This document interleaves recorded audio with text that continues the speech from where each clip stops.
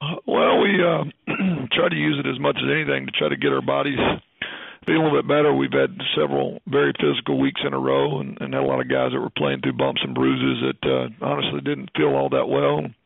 We survived them and were able to get wins, but it took its toll on our guys. So we spent a tremendous amount of time this week trying to freshen guys' bodies up. Did very little collisions.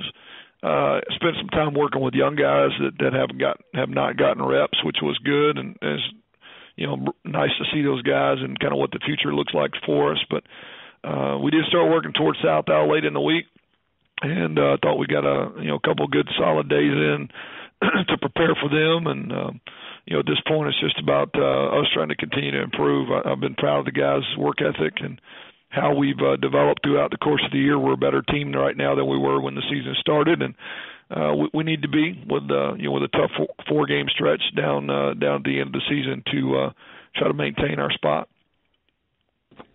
Coach, what have you seen from South Alabama so far as you prepare for this game? They always play us extremely tough. We survived just by the skin of our teeth last time we were down there.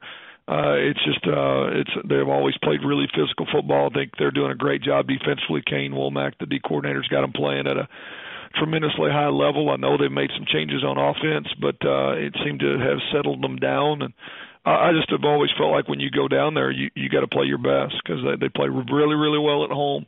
I know their backs are against the wall to maintain bowl possibilities for the future, and just always expect a tremendously physical, very hard-fought 60-minute game for these guys.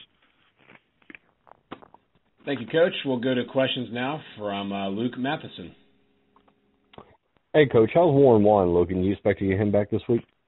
He practiced last night. Really did the most in practice that he's done in the last few weeks, and we didn't have any setbacks. I would anticipate that he'll be ready. He wants to play desperately, and I think he's going to be one of those guys that's going to have to deal with just some discomfort through the end of the season, like a lot of guys do. But he looked good, and I would say he's probably, I'd say he's an 85% chance that he'll play for us on game day. You mentioned some of the changes South Al's made on offense. What's the biggest challenge that their offense is going to present our defense?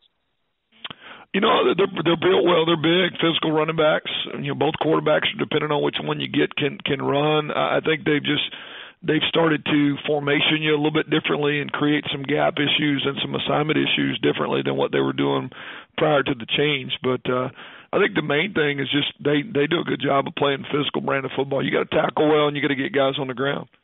The same question for their defense.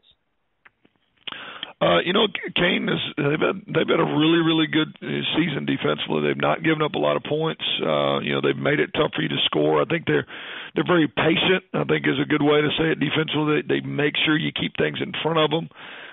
They're willing to come up and play some man coverage at times and are very aggressive about it. Really in your face, hands on. They're built pretty well up front. Got one of the best D lines in the league.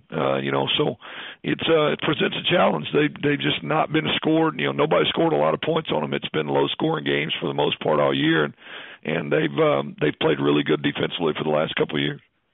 All right, Coach. Appreciate it. Mm-hmm. Luke, thank you very much. And, Coach, those look like all the questions in the queue, so we appreciate your time this morning. Thank you.